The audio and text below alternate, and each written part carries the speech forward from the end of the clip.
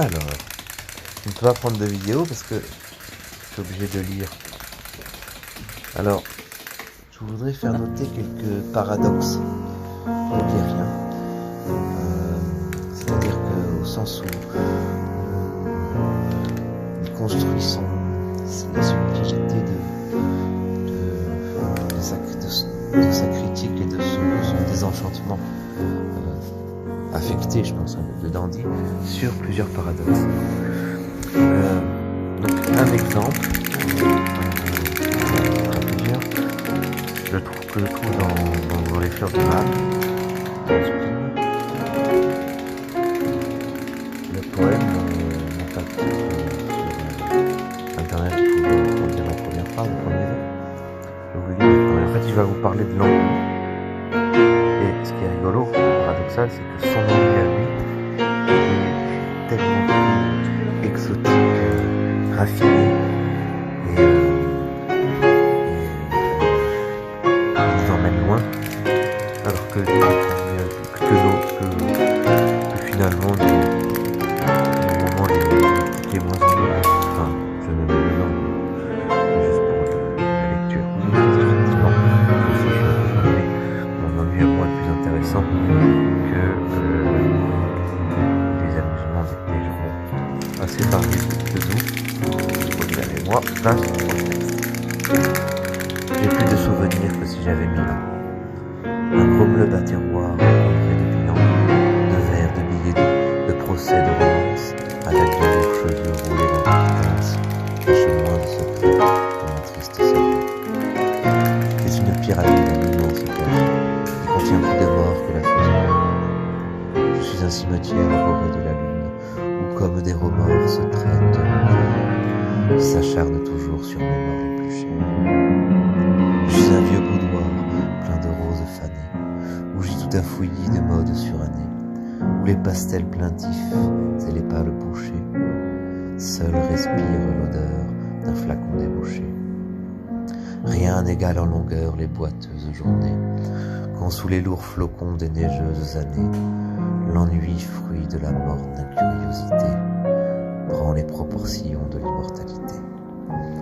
Désormais tu n'es plus, ô matière vivante, qu'un granit entouré d'une vague épouvante, assoupi sur le fond d'un Sahara brumeux, un vieux sphinx ignoré du monde insoucieux, oublié sur la carte et dont l'heure farouche ne chante qu'au rayon du soleil qui se couche. Voilà, c'est ça l'ennui. Alors, tiens, quittons un peu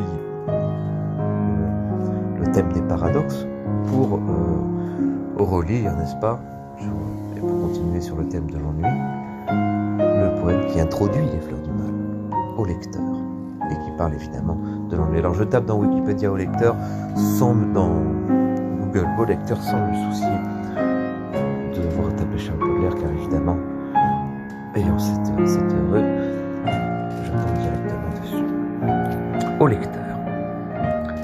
La sottise, l'erreur, le péché, la lésine occupent nos esprits et travaillent nos corps, et nous alimentons nos aimables remords, comme les mendiants nourrissent leur vermine. Nos péchés sont têtus, nos repentirs sont lâches, nous nous faisons payer grassement nos aveux, et nous rentrons gaiement dans le chemin bourbeux, croyant par de viles pleurs laver toute une tâche. Sur l'oreiller du mal, c'est Satan trimériste, qui berce longuement notre esprit enchanté, et le riche métal de notre volonté est tout vaporisé par ce savant chimiste. C'est le diable qui tire les fils qui nous remuent. Aux objets répugnants nous trouvons des appâts. Chaque jour vers l'enfer nous descendons d'un pas, sans horreur à travers des ténèbres qui puent. Ainsi qu'un débauché, pauvre qui baise et mange, le sein martyrisé d'une antique catin, nous volons au passage un plaisir clandestin, que nous pressons bien fort comme une vieille orange. Serré, fourmillant comme un million d'ailes maintes, dans nos cerveaux ribote un peuple de démons, et quand nous respirons, la mort dans nos poumons descend fleuve invisible avec de sourdes plaintes. Si le viol, le poison, le poignard, l'incendie n'ont pas encore brodé de leurs plaisants dessins le canevas banal de nos piteux destins. C'est que notre âme, hélas, n'est pas assez hardie. Mais parmi les chacals, les panthères, les lys, les singes, les scorpions, les vautours, les serpents, les monstres glapissants, hurlants, grognant, rampant, dans la ménagerie infâme de nos vices, il en est un plus laid, plus méchant, plus immonde. Quoiqu'il ne pousse ni grand geste, ni grand cri, il ferait volontiers de la terre un débris, et dans un bâillement avalerait le monde. C'est l'ennui, l'œil chargé d'un pleur involontaire. Il rêve d'échafaud en fumant son hookah. Tu le connais, lecteur, ce monstre délicat, hypocrite lecteur, mon semblable, mon frère.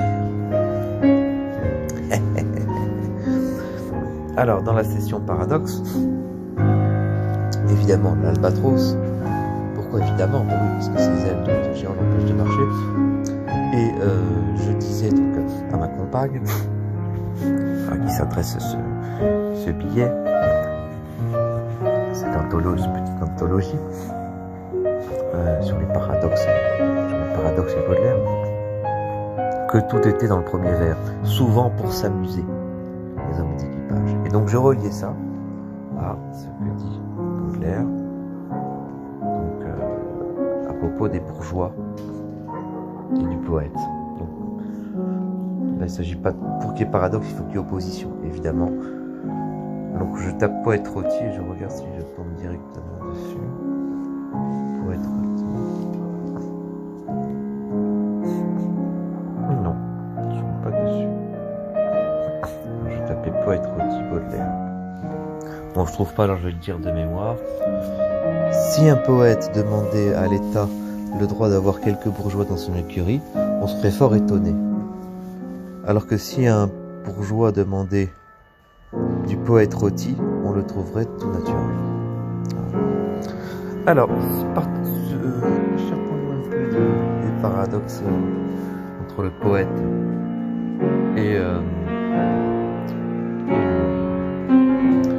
le bourgeois, pour étudier, non pas dans les fleurs du mal cette fois-ci, mais dans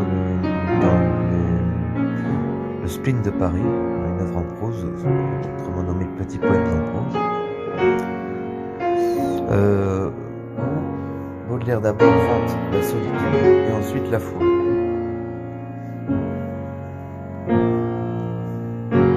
Juste après.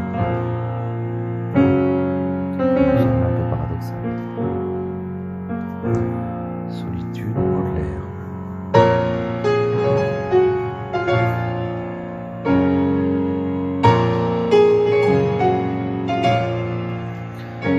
Un gastier philanthrope me dit que la solitude est mauvaise pour l'homme, et à l'appui de sa thèse, il cite, comme tous les incrédules, des paroles des pères de l'Église. Je sais que le démon fréquente volontiers les lieux arides et que l'esprit de meurtre et d'université s'enflamme merveilleusement dans la solitude. Mais il serait possible que cette solitude ne fût dangereuse que pour l'âme oisée et divagante qui la peuple de ses passions et de ses chimères.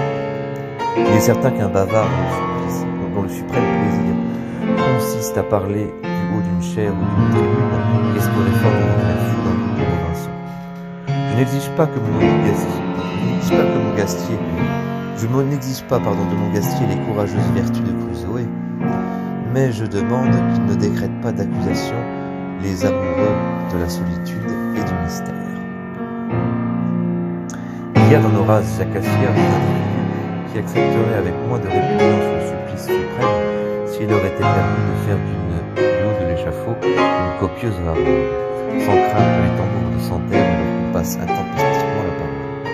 Je ne les plains pas, parce que je devine que leurs effusions oratoires leur procurent des voluptés égales à celles que d'autres tirent du silence et du recueillement.